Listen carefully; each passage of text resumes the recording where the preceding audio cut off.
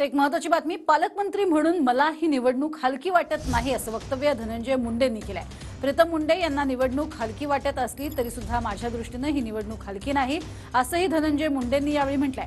बीडमध्ये पंकजा मुंडे विरुद्ध पवार गटाचे बजरंग सोनवणे यांच्यामध्ये लढत होतीये। माझ्या दृष्टीने प्रीतमला ताईला जरी ही निवडणूक हलकी वाटत असली उमेदवार म्हणून,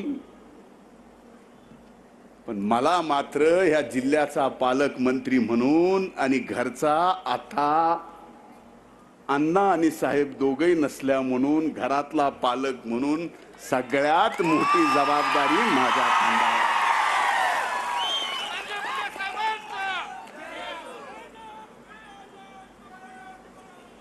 त्यामुळे तुम्हाला जेवढं मोकळं वाटतंय, व्यासपीठावर बसलेल्या प्रत्येक माणसाला जेवढं मोकळं वाटत असेल ही निवडणूक म्हणून, या धनंजय मुंडेला ही निवडणूक कधीच मोकळी आणि हलकी वाटत नाही हे आपण सर्वांनी लक्षात घ्या।